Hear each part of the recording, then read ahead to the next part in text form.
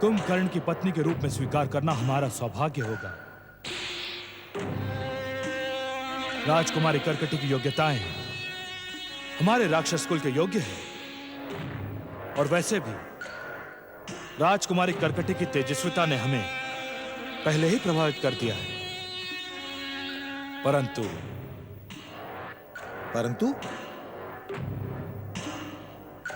लंकेश्वर, आप अपनी बात कहते कहते रुक क्यों गए? बात पूरी ना करने का कारण आप भी जानते हैं महाराज भल्लातक। इस समय हमारी लंका युद्ध की विभीषिका में चल रही है। हमें शत्रु के प्रहार का उत्तर देना है।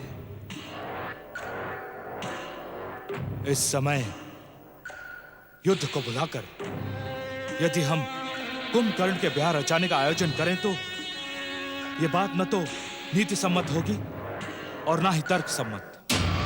महाराज, मैं लंकेश्वर की ओर से आपको यह वचन अवश्य दे सकता हूं कि युद्ध में विजय के बाद हम कर्कटी को राक्षस वधू के रूप में अवश्य स्वीकार करेंगे। इस विवाह का भव्य आयोजन होगा। हां महाराज, हमारा आपसे यही अनुरोध है कि आप युद्ध समाप्ति की प्रतीक्षा करें। लंकेश्वर रावण, मामा श्री अकंपम, ये तो हम भी जानते हैं कि युद्ध के काल में नीति, तर्क और मर्यादा की एक ही मांग होती है। युद्ध, युद्ध और केवल युद्ध। परंतु युद्ध तो विजय और शक्ति के प्रदर्शन की धारणा है, और विवाह, विवाह एक परंपरा। महाराज कुंभकर्ण और कर्कटी के मध्य जन्मे निश्चल प्रेम को विवाह के सूत्र में बांधकर आप प्रचलित परंपराओं का आदर ही करेंगे। हम पहले ही कह चुके हैं महाराज, हमें इस विवाह में कोई आपत्ति नहीं है। अगर आप चाहें तो हम लंका की ओर से इस संबंध को सुदृढ़ करने के लिए कुंभकर्ण और कर्कटी की सगाई का आयोजन करने की सहमति दे सकते हैं। नहीं भैया,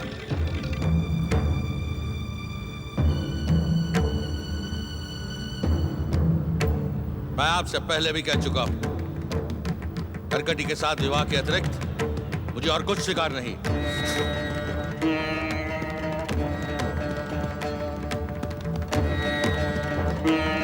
ठीक है महाराज भल्लातक, अपने प्रिय भाई कुंभकर्ण की इच्छा का आदर करते हुए मैं इस विवाह की स्वीकृति देता हूं। परंतु ये विवाह आज संध्या काल में संपन्न हो जाना चाहिए।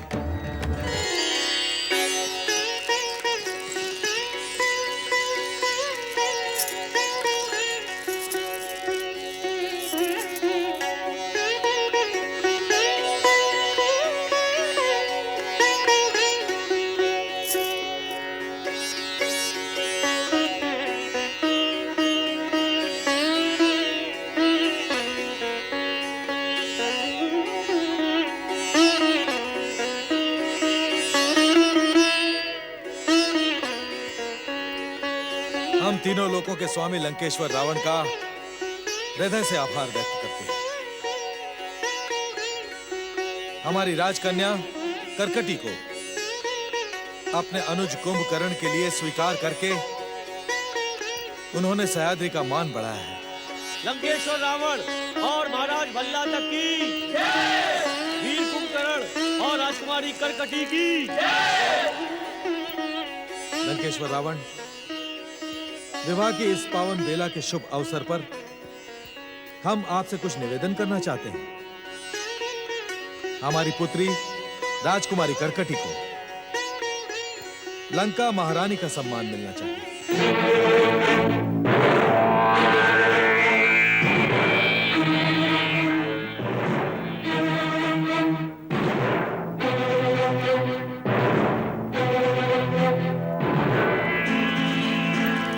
महाराज भल्लातक, लंकेश्वर की ओर से मैं आपको आश्वासन देता हूं कि राक्षस कुल वधू राजरानी कर्कटी को लंका की महारानी का सम्मान अवश्य प्रदान किया जाएगा।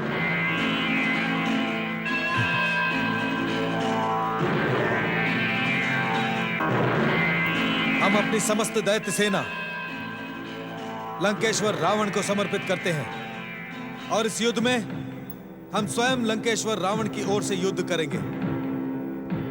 साथ ही साथ हम लंकेश्वर रावण को युद्ध की हर आवश्यकता पूरी करने का वचन भी देते हैं। आपकी घोषणा सुनकर हम प्रसन्न हुए महाराज भल्लातक।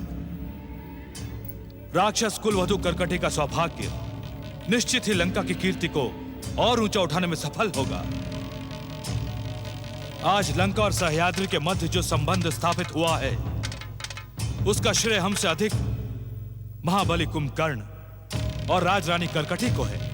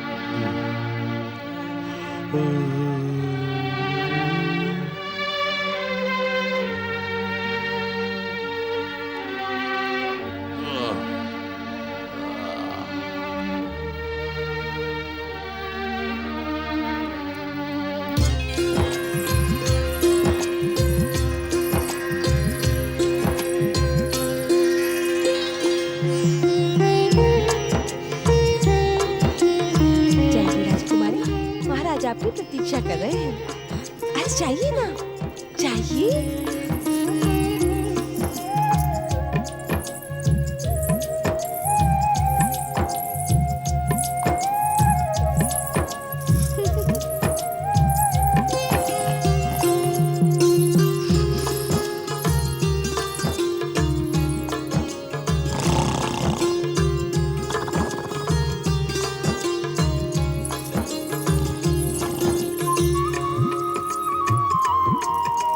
उठिए स्वामी। स्वामी उठिए महाराज कुंभकर्ण। महाराज, महाराज जागिए ना।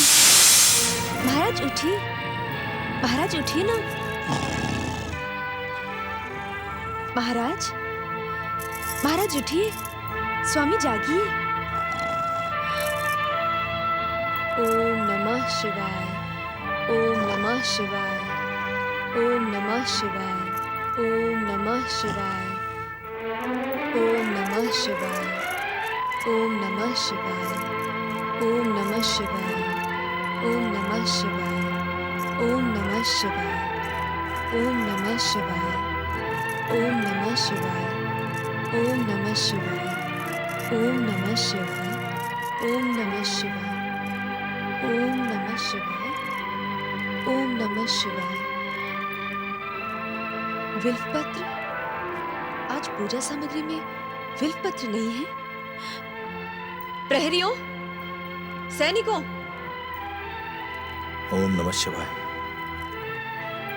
पुत्री, क्या हुआ? शिव पूजन करते करते तुम उत्तेजित क्यों हो गई? देखिए ना पिताश्री, मेरी पूजा सामग्री में विल्वपत्र नहीं है। मैं पूजा कैसे करूंगी? नहीं है तो आ जाएंगे। कैसे आ जाएंगे पिताश्री?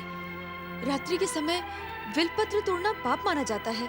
हम तोड़ने की नहीं, अपनी सिद्ध शक्ति से विल्वपत्र को प्रकट करने की बात कर रहे हैं।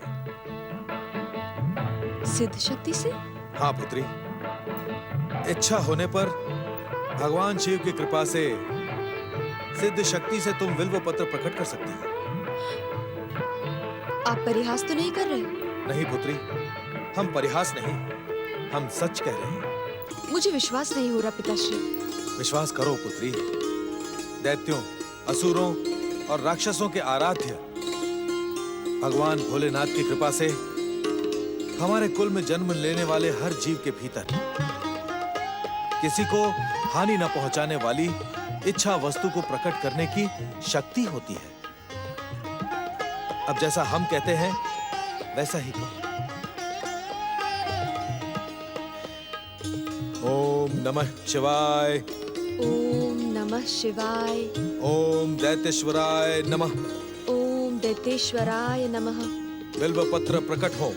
विल्व पत्र प्रकट हो।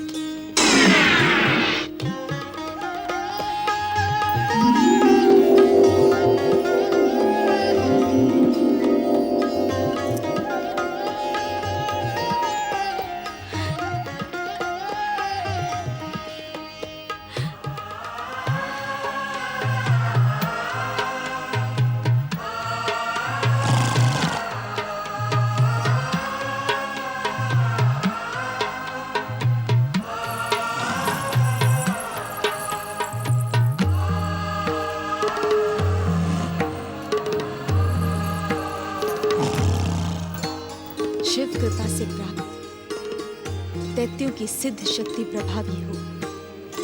ओम नमः शिवाय। ओम दैतेश्वराय नमः। सिद्ध सेना प्रकट हो।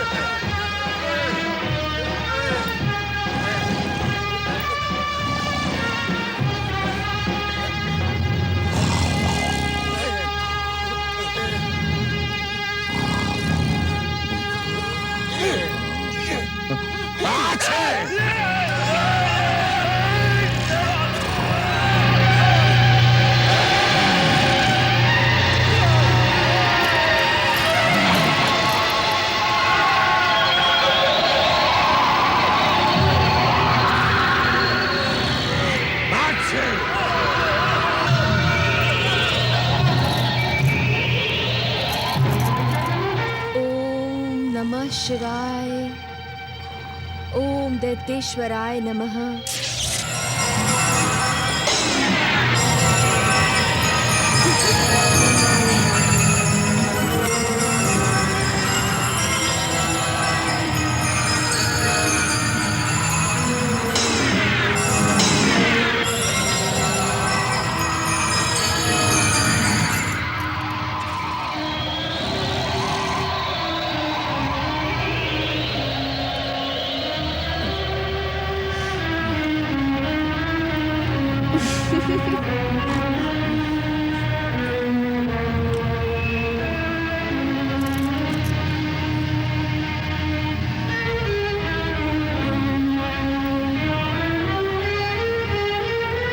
भोजन भोजन भोजन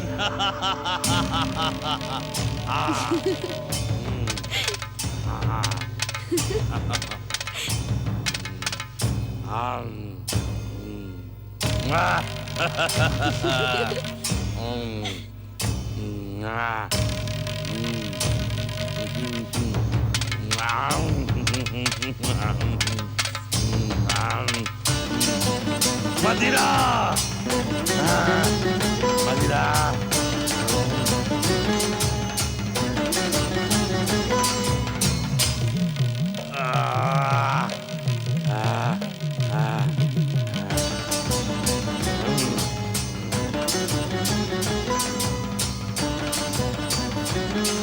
खीर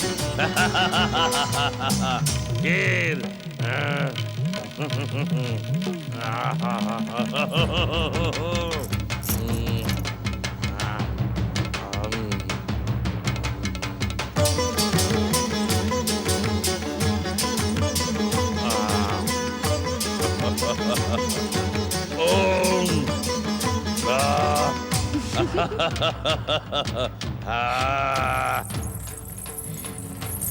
देखा स्वामी, मैं आपको जगाने में सफल हो गई।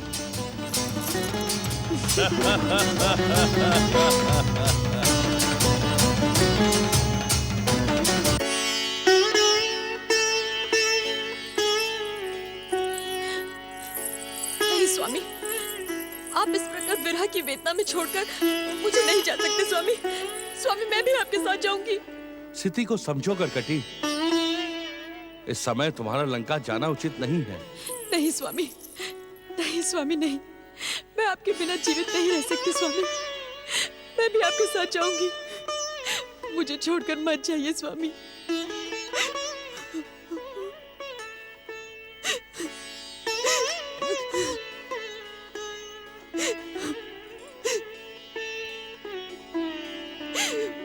मुझे छोड़कर मत जाइए स्वामी।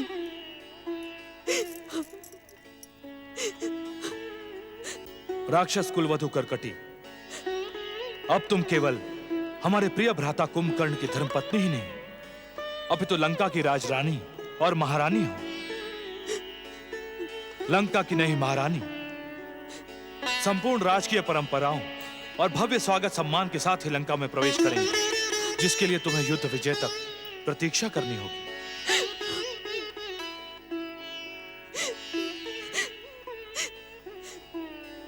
आप मुझे छोड़कर नहीं जा सकते स्वामी।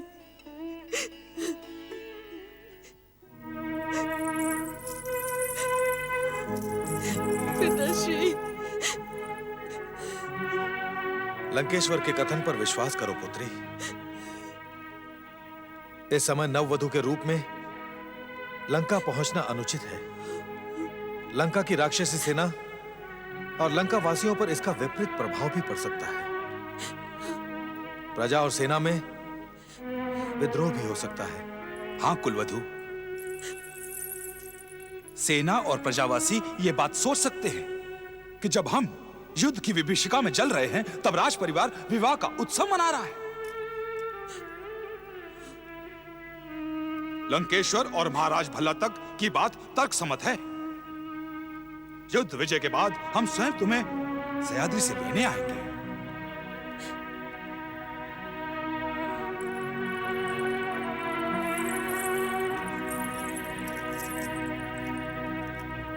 ठीक है स्वामी, मैं आपकी प्रतीक्षा करूंगी, किंतु जब तक आप नहीं लौटेंगे मैं किसी शैया पर विश्राम नहीं करूंगी, किसी आसन पर नहीं बैठूंगी, अग्नि पर पकाया हुआ भोजन नहीं खाऊंगी। विवाहित होते हुए भी साध्वी का जीवन व्यतीत करूंगी। ये मेरा प्रण है। हम शीघ्र ही लौट कर आएंगे। चलो प्रिय कुंभकर्ण, आप विलंब ना करो। जी।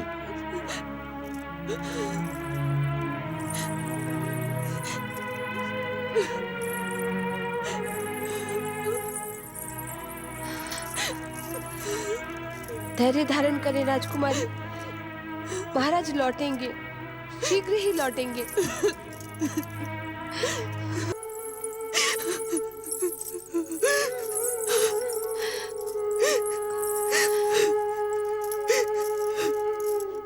सावधान राजकुमारी, सावधान।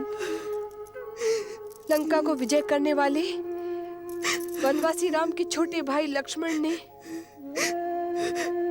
इस पृथ्वी से ने समस्त राक्षस जाति के अंत का निश्चय किया है। वे किसी भी समय अपनी वीर वानर और भालू सेना को साथ लेकर यहाँ आ सकते हैं। हमें तुरंत ये स्थान को छोड़ देना चाहिए राजकुमारी। मैं अपने प्राण त्याग सकती हूँ, किंतु स्थान को नहीं छोड़ सकती। असुरों के आराध्य देव भगवान शिव मेरे साथ इतना बड़ा अन्याय नहीं कर सकते। उन्हें मेरे स्वामी को लौटाना होगा, मेरे प्राण को सफल करना होगा। सच्चाई स्वीकार करिए राजकुमारी, मरने के बाद कोई लौटकर नहीं आता है। महाराज कुंभकर्ण अब इस संसार में नहीं रहे, नहीं है तो केवल उनकी स्मृतियां।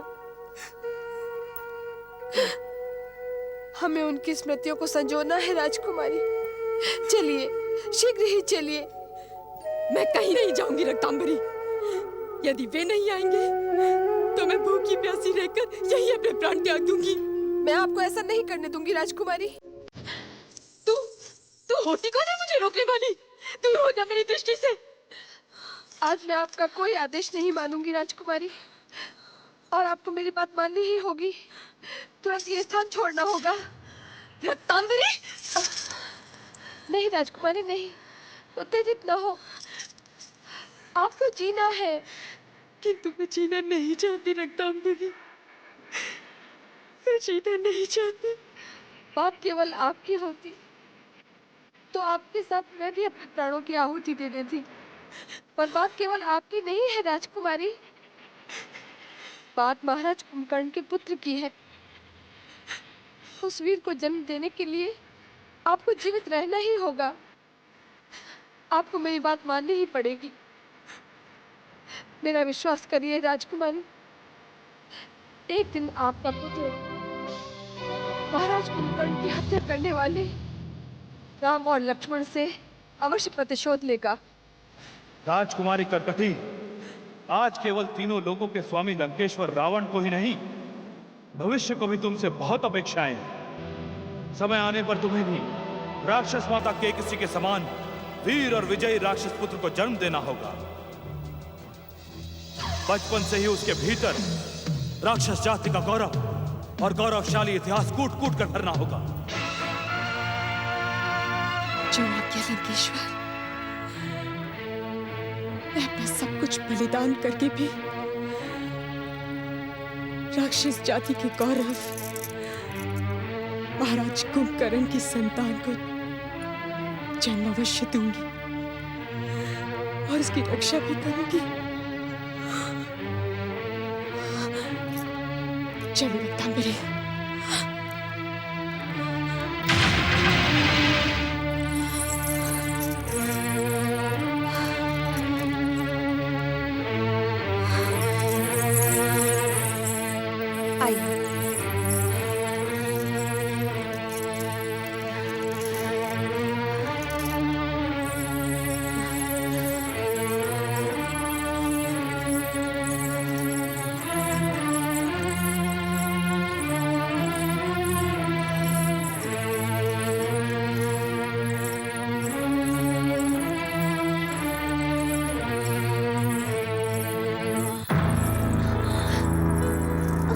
राजकुमारी, राजकुमारी, क्या हुआ राजकुमारी?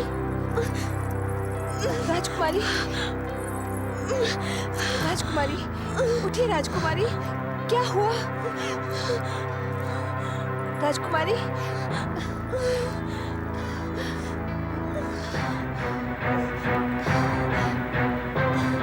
राजकुमारी, उठिए राजकुमारी, उठिए, वहां तक चलिए, चलिए।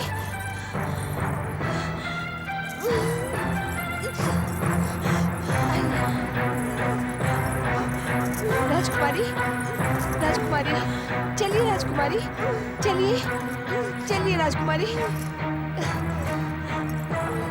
धैर्य धारण करें राजकुमारी, राजकुमारी, धैर्य धारण करें। आप यहाँ बैठिए राजकुमारी, यहाँ बैठिए।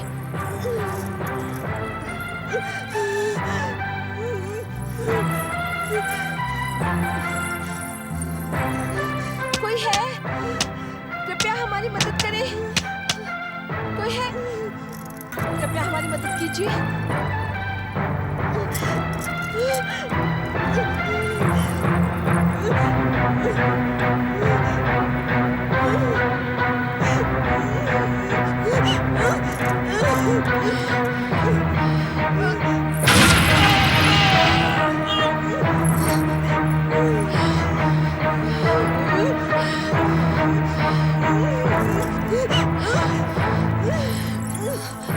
राजकुमारी, उठिए राजकुमारी। चलिए कुटिया में चलिए। राजकुमारी उठिए, उठिए, आइए, आइए, चलिए। राजकुमारी, राजकुमारी, यहाँ लेटिए, यहाँ। राजकुमारी, आराम कीजिए। राजकुमारी, धैर्य धारण करें राजकुमारी। राजकुमारी, धैर्य धारण करें राजकुमारी। धीरज रखिए राजकुमारी, धीरज रखिए राजकुमारी। राजकुमारी, कृपया धैर्य रखिए।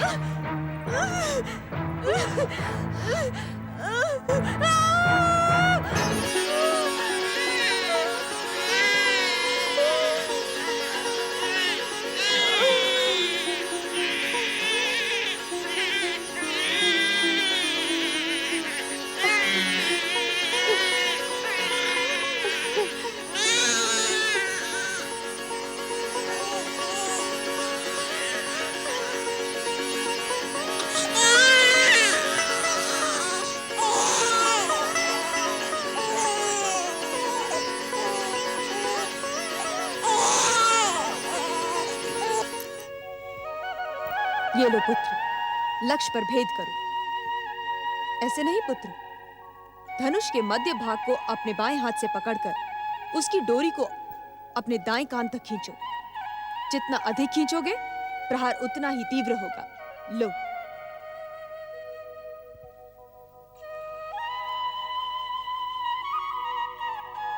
लक्ष्य पर अपनी आंख गड़ाओ पुत्र।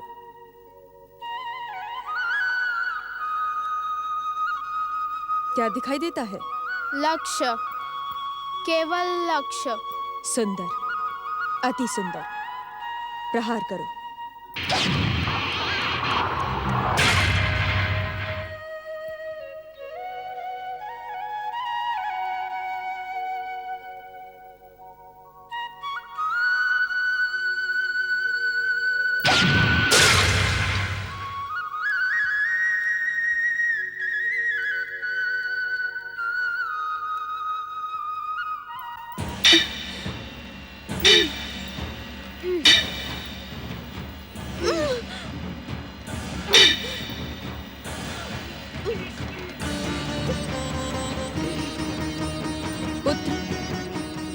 वो शिला देख रहे हो? हाँ माता। उस शिला को जितनी दूर हो सके फेंको। मान लो कि सामने तुम्हारा शत्रु है। उस पर ऐसे प्रहार करो कि वो शत्रु इस शिला के नीचे दबकर मर जाए। जाओ।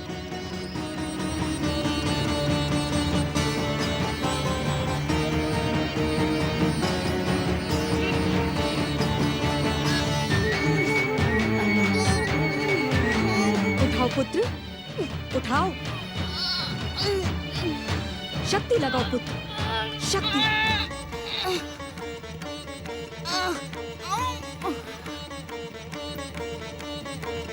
ये मुझसे नहीं उठेगा माता।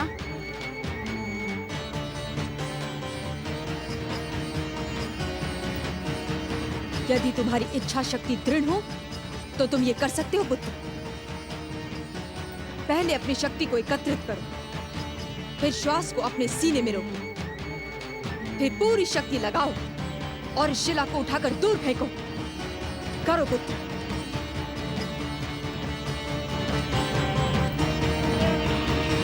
शक्ति लगाओ पुत्र, शक्ति। करो पुत्र।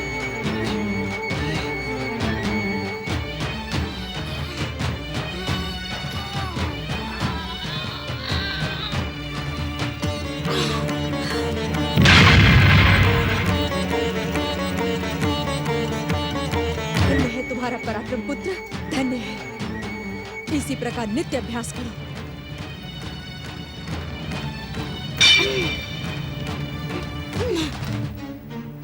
ये क्या माते, तुम मुझे सुबह से शाम तक केवल युद्ध की शिक्षा क्यों देती हो? इस वन में और भी बालक हैं जो आखेट करते हैं, पर्वतों और प्रकृति को देखने और नदी में तैरने का आनंद लेते हैं, पर तुम मुझे इन सबका अवसर ही नहीं देती। आज से मैं युद्ध अभ्यास नहीं करूंगा। मैं वनवासी बालकों के साथ खेलूंगा, आखेट करूंगा।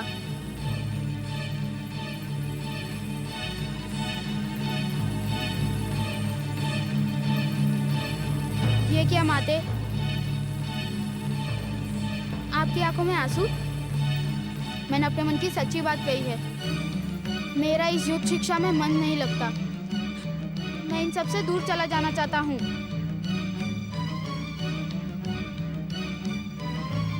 मेरे पुत्र,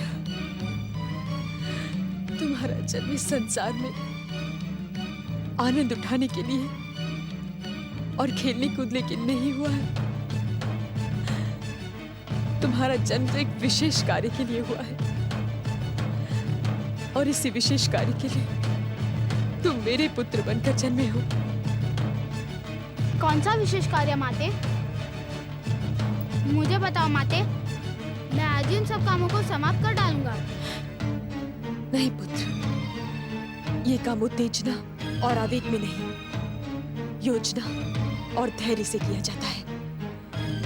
उचित अवसर आने पर मैं तुम्हें उस विशेष कार्य का संकेत अवश्य दूंगी। परंतु माते। भीम, ये तुम्हारे अभ्यास का समय है। अभ्यास करो पुत्र। माते, मैं अस्त्र शस्त्रों में हर प्रकार से अभ्यस्त हो चुका हूँ। अब केवल एक ही काम करने में मुझे आनंद नहीं आता। आनंद, आनंद, आनंद? क्या तू अपने माता के आंसुओं की मूली पर आनंद प्राप्त करना चाहता है? क्या तुझे मेरे दुख की तनिक भी चिंता नहीं है पुत्र? ऐसा मत कहो माते। मैं जब भी आपकी आंखों में आंसू देखता हूँ तो विचलित हो जाता हूँ। पूछने पर भी कभी आप अपने दुख का कारण नहीं बताती हो। तू कारण जानना चाहता है? हाँ हाँ माते, मैं कारण जानना चाहता हूँ। तो सुन, जिस दिन मेरी दृष्टि में तुम्हारा अभ्यास पूर्ण होगा, उस दिन मैं तुम्हें कारण बताऊंगी। किंतु अभी समय व्यर्थ ना करो। गदा उठाओ और मुझ पर प्रहार करो।